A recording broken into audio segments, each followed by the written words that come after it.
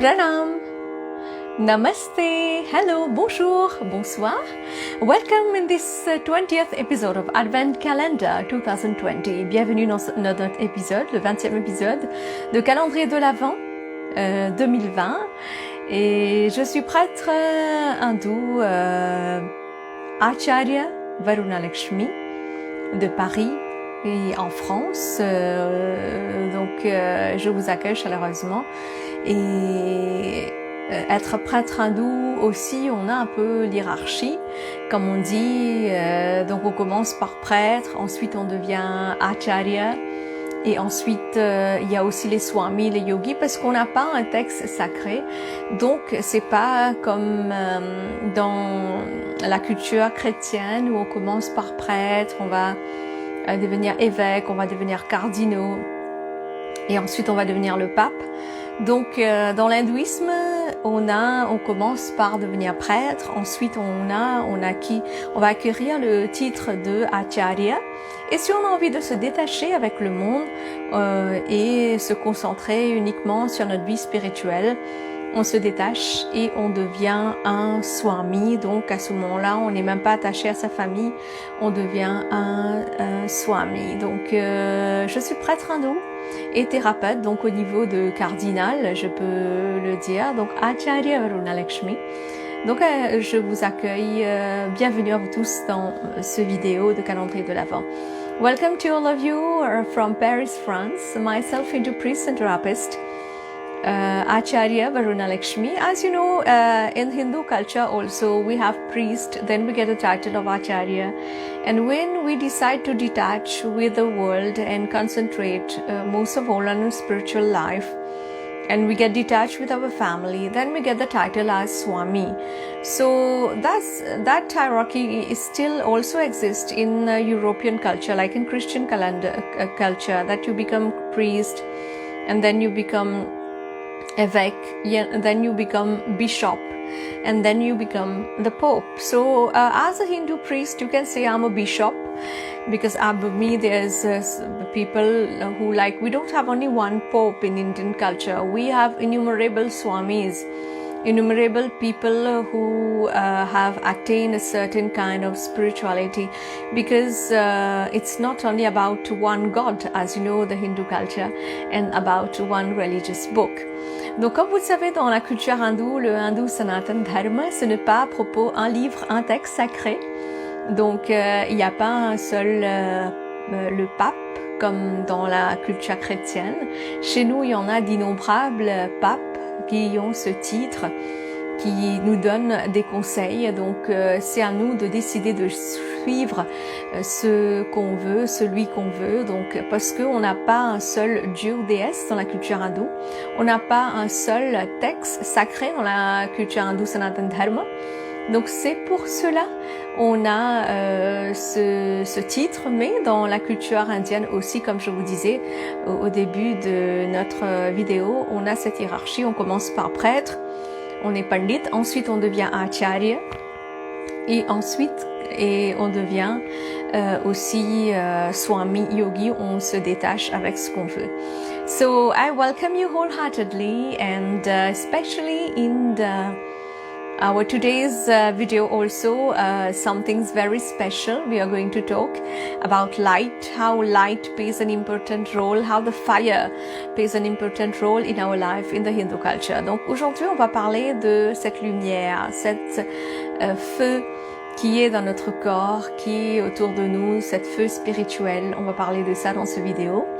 As you know, although I'm a Hindu priest, that is Acharya on the level of bishop in the Western culture, we can say that although it's a Christian tradition due to the Advent calendar. So I'm living in Europe, my husband is European, so it's about respecting the place and culture where I am. But above all, since I'm connected to my Hindu Sanatana Dharma, so my way of expressing this positive vibe is via sharing a little bit of sweetness with all of you, some different types of yoga tips about wellness or about our Hindu culture, because in Europe many people do not know much more about our Hindu culture. and they have to search a lot. So I made this video so briefly people can understand a little bit about our Hindu culture. Donc pourquoi je fais ce calendrier de l'Avent, même si je suis prêtre hindou, donc prêtre, donc comme vous savez dans la culture européenne, dans la culture chrétienne, on a prêtres, on a des évêques, on a les cardinaux.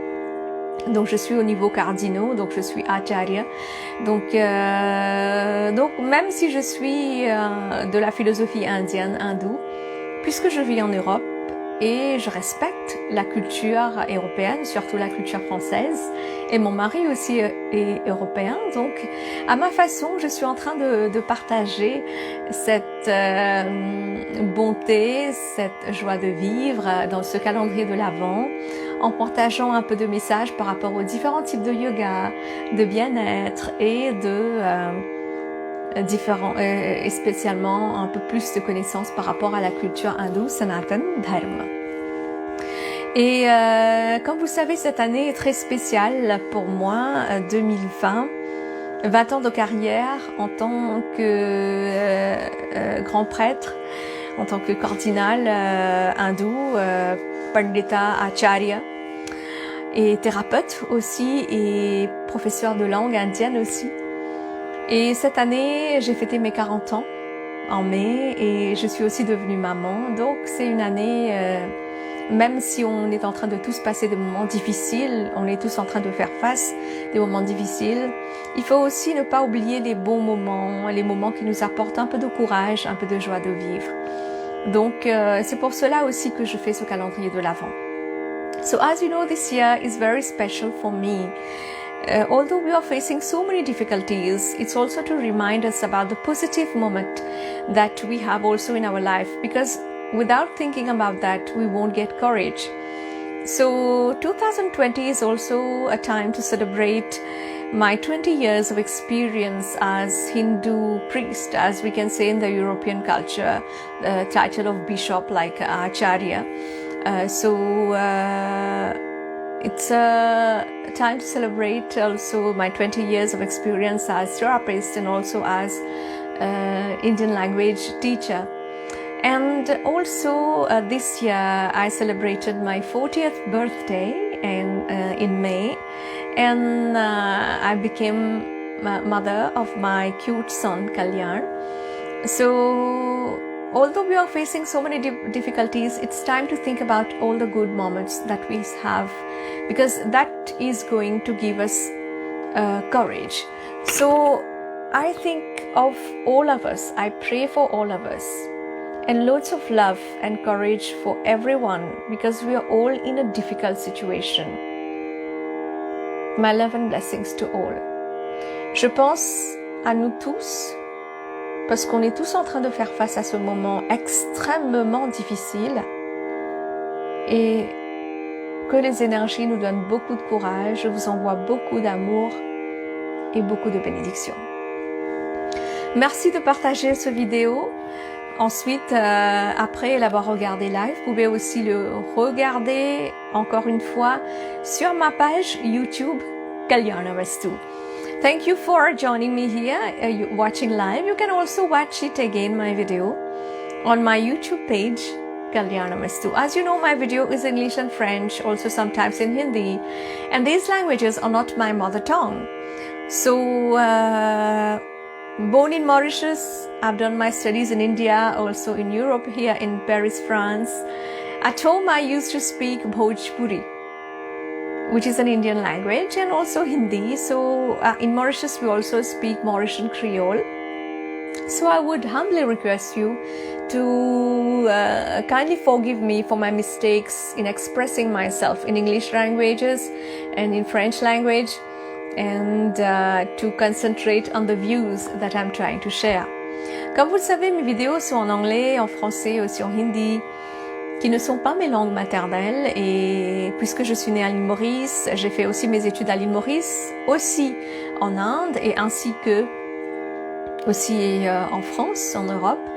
Donc mes langues maternelles sont surtout le Bhojpuri et le Hindi. Le Bhojpuri, c'est une langue indienne, hein, le Hindi. Et surtout à l'île Maurice, on parle aussi le créole mauricien. Donc, je vous demande humblement de m'excuser si je m'exprime pas correctement dans ces langues ou dans ma façon de m'exprimer ou dans mes prononciations. Je vous demande de m'excuser pour cela. Et comme vous le savez, je suis prêtre hindou, cardinal hindou. Donc, je suis du nord de l'Inde, parce qu'à l'île Maurice, après l'abolition de l'esclavage, il y a beaucoup des Indiens qui ont été venus à l'île Maurice pour travailler dans la colonisation anglaise, parce que la colonisation anglaise avait fait beaucoup de mal en Inde. Il y a beaucoup de personnes qui ont perdu beaucoup de travail et n'ont pas eu le choix que de tourner vers l'agriculture. Donc beaucoup sont partis un peu dans le monde entier où sont parties les colonisations anglaises. Donc on a eu le diaspora indienne dont mes ancêtres étaient de nord de l'Inde. Donc ma façon de faire la prière, ça peut être un petit peu différent par rapport à mes confrères, les prêtres, cardinaux qui font leur prière spécialement dans le centre de l'Inde ou dans le sud de l'Inde, parce que du nord au sud de l'Inde, on a d'innombrables langues. Donc les rituels, les façons de faire, ça peut être différent un petit peu, mais l'essence même des prières hindoues, ça reste le même, parce que à la base, toutes les prières sont en sanskritam et les formes peuvent être différentes, mais la voix, elle est la même. So as you know that my ancestors were from North India, and especially after the abolition of slavery, when there was the British colonization in India, because there had been many atrocities in Indian people, many have lost so much of their jobs, and they had no choice than to turn to agriculture. So British colonization take my ancestors as indentured laborers in innumerable countries, like I'm from Mauritius. And that's how, in quest of a better living, we became the Indian diaspora people. And that's why there are many Indian diaspora people around the world.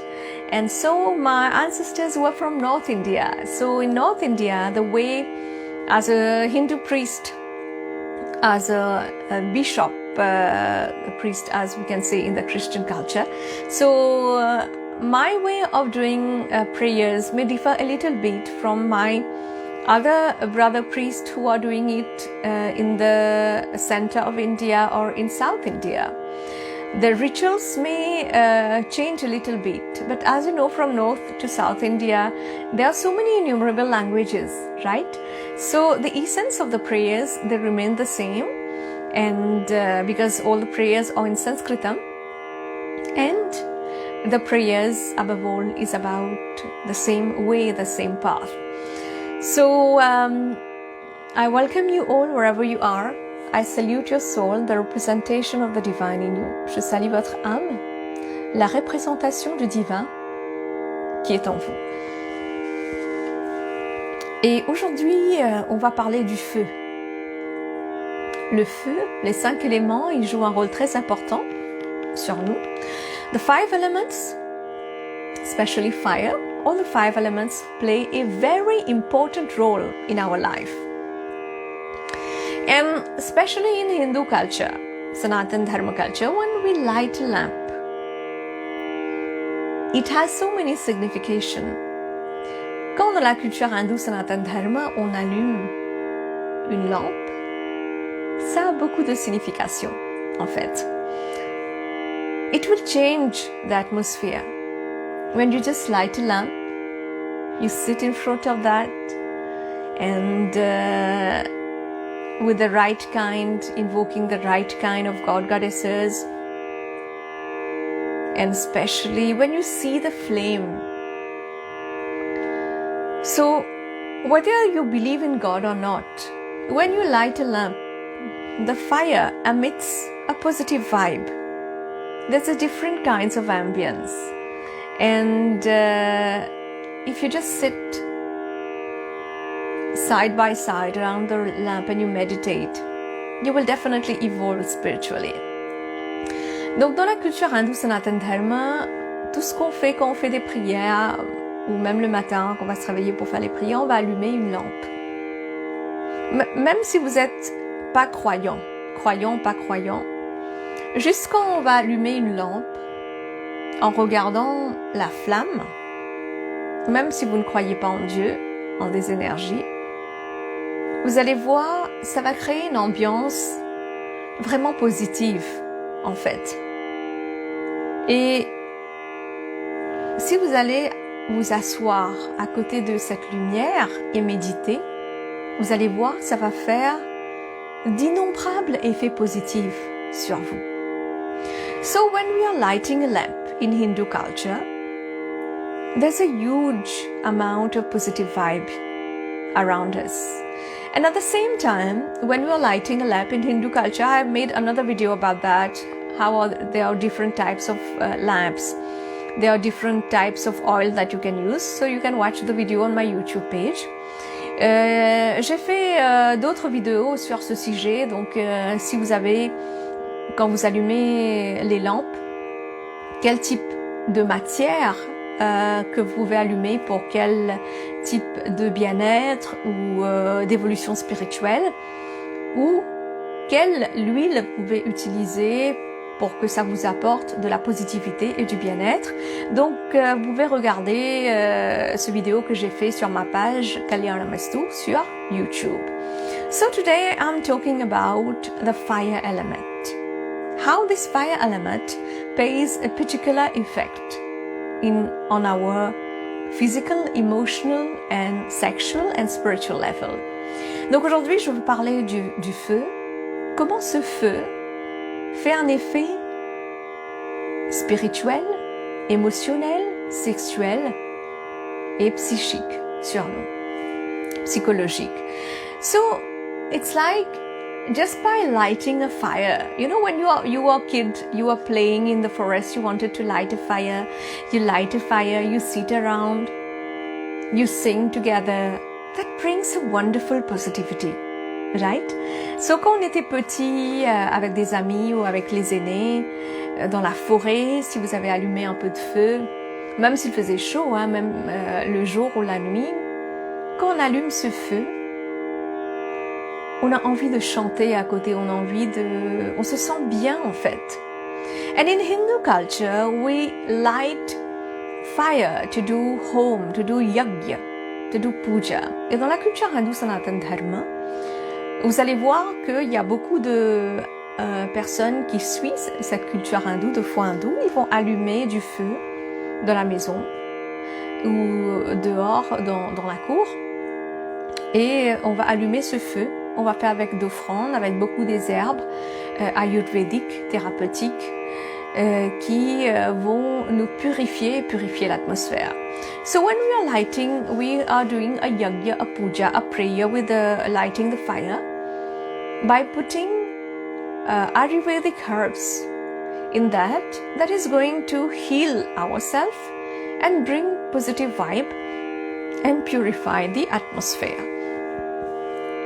Our life is like fire. Notre vie est comme du feu en fait, parce que on a l'effet de soleil sur nous. Le jour, il y a le soleil. Quand il n'y a pas de soleil, on dort. So we have the effect of the sun on us. When the sun rises, we wake up. And when we don't see the sunset, then we sleep. So we go around the fire element. And especially this fire element is very important for the plants and all that. Donc ce feu du soleil est aussi très important pour tout et chacun dans le monde entier, pour toutes les plantes, pour tous les êtres. So there are different kinds of fire. Actually, il y a différents types de feu. Le feu, on l'appelle Agni en hindi. The fire, we call it Agni. So fire, we have it in our body. How we have that fire in our body? Especially when we are eating. So it is in the belly, it is called the Jathagni. Donc on a les feux dans le corps. Et c'est quoi cette feu qui représente la cuisine de la maison? C'est le ventre. Et on appelle ça le Jatha Agni. Donc c'est ça qui va tout brûler dans un sens et qui va donner de l'énergie à notre corps, qui va jouer de combustible, ce qu'on a mangé, et ça va donner de l'énergie à notre corps. So this Jatagni, the fire in our body, in our belly, is going to specially burn in a way all that we have eaten, the Jatagni, and is going to bring out a positive energy, the energy that the body needs. So if we are hungry, we have the fire, the Jatagni, that is asking you to eat.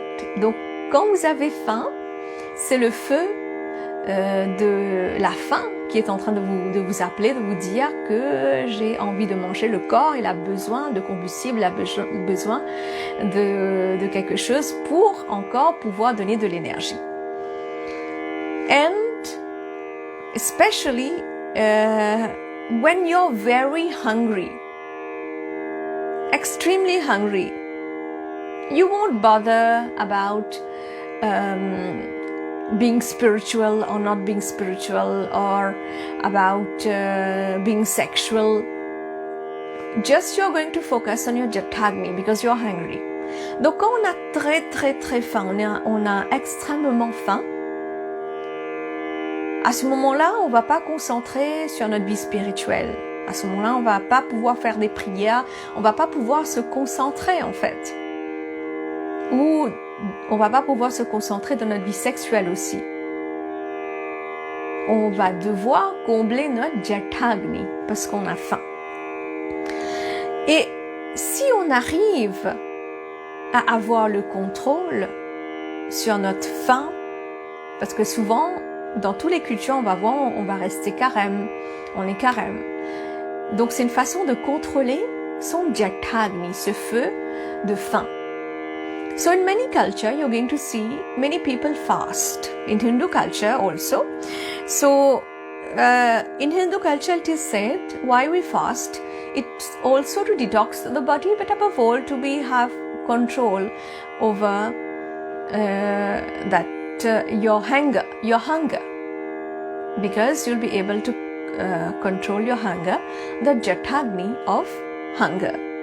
So when you evolved from that, when you become conscious, you're being able to control your hunger, you can decide when you're going to eat, when you're not going to eat, what you're going to eat, what you're not going to eat, then you are especially arousing the fire of Chittagni. So, quand vous commencez à devenir un peu plus conscient, je peux contrôler ce que je mange, ce que je ne veux pas manger, ce que je veux manger, ce que je peux manger, ce que je ne peux pas manger. Je peux contrôler l'heure de mon repas, j'ai contrôle sur la faim. C'est pas la faim, c'est pas ce sens de faim qui me domine. À ce moment-là, on a un éveil, on appelle le Chitta Agni. So, what it is, Chitta Agni? It means that you become intellectually sharp. C'est quoi le Chitta Agni? Ça veut dire vous avez un éveil intellectuel. So, you lose interest also in food. Sometimes you lose interest in sexuality. Donc à ce moment-là, vous allez voir, il y a beaucoup de personnes qui sont à ce niveau-là. Ils vont se détacher un peu avec le faim. Ils vont manger consciemment. Et ils vont aussi se détacher avec la sexualité. Ils vont pas être dépendants de leur vie sexuelle. Because the fire of your intellect is on. Parce que le feu de votre intellect, de votre conscience, de votre intelligence est allumé en fait, est éveillé, est égayé. So, when this Chitta Agni arouses more, when we are conscious about what we are doing, we are being able to control our senses. When we have control our senses, then we have the Bhuta Agni arises. Et à ce moment-là, quand on arrive à contrôler ses sens, ses actions, on arrive à avoir un peu le pouvoir de ce qu'on est en train de faire par rapport à nos sens. À ce moment-là, on a un autre type de feu qui va éveiller. Il s'appelle le Bhuta Agni. Quelqu'un qui pratique le yoga va avoir contrôle ou l'éveil de tous ces agnis, tous ces feux dans lui. Someone who practices yoga will definitely have the control or the rise of all these agni, that is moving from the digestive system, coming to the intellectual part and arousing and going towards enlightenment. Donc à ce moment-là, on va pouvoir, quelqu'un qui pratique bien, qui est un yogi, va pouvoir avoir contrôle sur son Jatagni, sur son Chitta Agni. Donc il va bien pouvoir réfléchir et évoluer cette énergie au niveau Bhuta Agni. On appelle ça aussi Sarva Agni, Sarvangni. We call that also Sarvang Agni parce que à ce moment-là, on arrive à contrôler ce qu'on est en train de faire. Il y a beaucoup de personnes qui sont vraiment évoluées, il y a leurs kundalini qui sont éveillés complètement. Avec ce Sarvang Agni, ils arrivent à voir leur passé, leur futur. Ils arrivent à décider quand ils vont quitter ce corps. Et ils arrivent à découvrir beaucoup d'autres potentiels et dimensions dans la facette spirituelle. So many people who have been able to control their senses from Jatagni moving on to Chittagni, and then by especially having that balance in their Kundalini, they come at a point where they are fully balanced. They have the Sarva Agni, the Bhuta Agni. And then what happens? They are enlightened and they are able to know their past, their future, and they know the way how to quit this body. So when all these fire are in balance in our life, then we continue to move on a spiritual path. Quand tous ces feux que je viens de parler, on arrive à avoir un contrôle de notre corps, de ce feu, à ce moment-là, on arrive à évoluer spirituellement. Donc tout ça, c'est un vrai procédure, un vrai processus en fait. Comment contrôler son Jatagni pour envoyer ce feu, cette énergie dans l'intellect et évoluer encore plus spirituellement. So all this is especially a real process. How to pass through the Jatagni and evolve by especially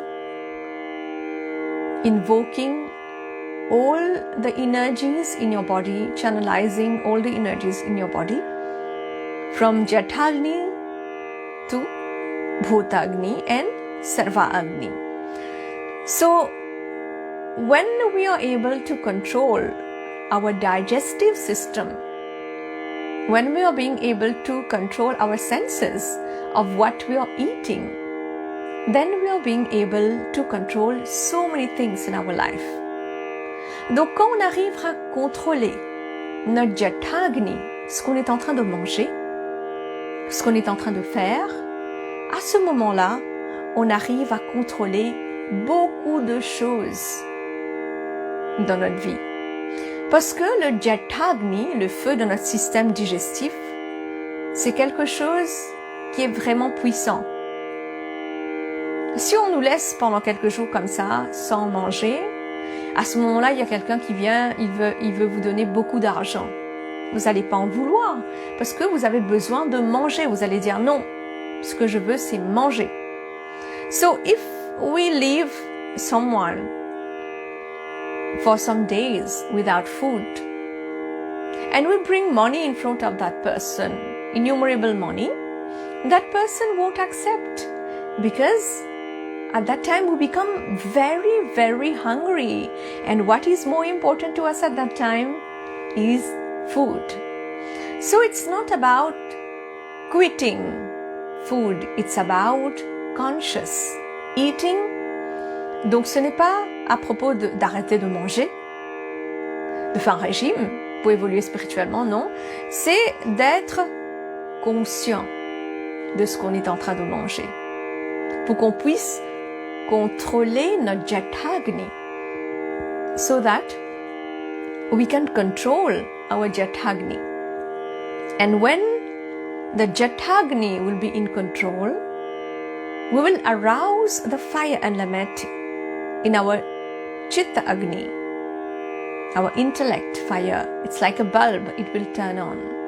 Et à ce moment-là, quand on arrive à contrôler le feu de notre système digestif, le Jata Agni, on va pouvoir canaliser cette énergie, cette flamme, cet feu vers le Chitta Agni, vers l'intellect. Et à ce moment-là, vous allez avoir une touche de lumière, comme si vous êtes en train d'allumer une lumière tout d'un coup. So, especially many people you will see in your life that they are dominated by this fire. Vous allez voir dans votre vie, essayez de porter attention à partir de maintenant, vous allez rencontrer beaucoup de personnes qui sont dominées par ce différent type de Agni, de feu. Par exemple, il y en a qui spécialement vont manger beaucoup. Donc ça veut dire qu'ils n'ont pas encore contrôlé leur Jatagni, le feu du système digestif. Ils sont encore à la base primaire. So you will see there are some people who are not being able to resist from eating. So you know that these people, they haven't been able to control. They are on the basic instinct level and they are just eating. Some people you will see that their Chitta Agni has turned on. Il y a d'autres personnes que vous allez voir que leur intellect, leur Chitta Agni intellect a été éveillé. Ce feu, cette flamme est montée dans leur Chitta Agni. Et ces gens-là, ils sont conscients de leur entourage et ils ont beaucoup de choses à partager. Et ils ont beaucoup de choses à apprendre, à acquérir. So, especially when we live, the 5 elements in nature dominates us. Quand on est en train de vivre, ça veut dire que les 5 éléments, ils font un effet sur nous. Et le feu joue un rôle très important parce que si on n'a pas le feu dans le corps, on n'est plus vivant. So the fire plays a very important role in us. If we do not have the fire element in our body, we are not alive. So, if you see people dependent on their Jatagni, on their digestive system, you shouldn't judge them because we need every people in the world to form a society. Donc, si vous voyez des fois des gens qui sont encore restés au niveau de la Jatagni, de la système digestif, ça veut dire que il ne peut pas contrôler ce qu'il mange. On n'est pas là pour juger en fait. À ce moment-là, il faut comprendre qu'on est dans une société et on doit respecter tout le monde parce que tous ces gens-là forment une société. Mais nous, on doit être conscient pour pouvoir évoluer spirituellement de ce qu'on est en train de manger, quel type de combustible on est en train de mettre dans le corps pour éveiller ce feu de Chittagni et pour évoluer spirituellement. Which kind of food we are putting in our body, in our digestive system, in our Jatagni to burn like combustible so that we can arouse the Chitta Agni in us. So especially the choice is in our hands, whether we should eat consciously or not. Donc le choix est dans notre main. Est-ce que quelle façon on doit manger ou quelle façon on ne doit pas manger. So the fire element plays a very important role, and the fire in our body is represented by the thumb. Le feu dans le corps est représenté par le pouce. Et vous allez voir que les Indiens, les hindous, ils mettent beaucoup de points rouges. Ça s'appelle un tika. Si je veux mettre avec ce doigt, par exemple, ce doigt, c'est pour apaiser en fait. Et c'est en même temps pour canaliser l'énergie spirituelle. Mais si je mets un point rouge, ça s'appelle un tika comme ça, c'est pour signifier d'être glorieux de tout ce qu'on est en train d'entreprendre. In Hindu culture, we wear a point in our forehead, a tilak, that is for spiritual upliftment. And if I'm going to use this finger to put that red dot, that tilak, it is called a tilak or a tika, it is to channelize the energy. And if you use the thumb, you put the tika like that, the tilak, it is also called a Raj tilak. It is to have victory in whatever you are going to do. So in your day-to-day life, if you want to channelize your energy, you're going out, you're putting a tilak, you can definitely put this Raj tilak to revive the fire element in you. Donc dans votre quotidien, si vous êtes en train de mettre des tilaks, des tikas, vous pouvez utiliser le pouce aussi pour éveiller cette énergie du feu dans votre corps. Et en ce moment, je pense que dans ce moment difficile de Covid-19, on a tous besoin de ce feu curatif et spécialement pour le bien-être. So in this difficult moment of COVID-19, I think we all need this curative fire element in our body. So we should be conscious about what we are eating so that the food that becomes the fire element process well and arouses our Chitta Agni. Donc, on doit être conscient de ce qu'on est en train de manger pour que ce repas qui va brûler dans le Chitta Agni, dans le système digestif, va devenir une énergie positive qui va éveiller notre Chitta Agni, notre intellect. Et il faut qu'on soit conscient de notre action, de nos actions au quotidien. And we should be conscious about our actions in our day-to-day life. So that's why in Hindu culture we light a lamp. It represents also the third eye, it represents the soul. C'est pour cela, dans la culture hindoue, Sanatana Dharma, on va allumer une lampe. Une lampe qui représente le troisième œil, qui représente aussi notre âme, parce que nous on croit dans la réincarnation.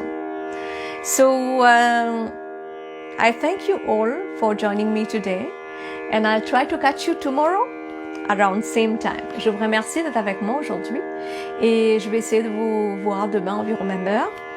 If you're in a difficult situation, you need counseling, you want to know about your horoscope, you need guidance, you can definitely send me a personal message and have a consultation with me.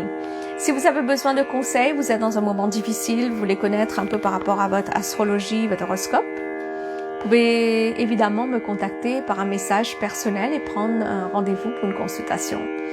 If you need any traditional Indian items, religious items or wellness items, you can also contact me and buy it from me, and all the things that I sell are already blessed by me and with a mantra, so they're already blessed and you can use it directly. Tout ce que vous voulez acheter, des articles hindous, religieux ou thérapeutiques ou traditionnel hindou, vous pouvez me contacter pour l'acheter avec moi parce que je le vends aussi. Et ils sont tous bénis avec un mantra parce que je suis prêtre, donc cardinal hindou. Donc à ce moment-là, vous pouvez l'acheter avec moi et donc qui seront déjà bénis. So kindly share the video and I catch you tomorrow. Merci d'être avec moi aujourd'hui et partager la vidéo. Et je vous retrouve demain. Prenez soin de vous. Take good care of yourself. Pranam, Namaste, Om Shanti.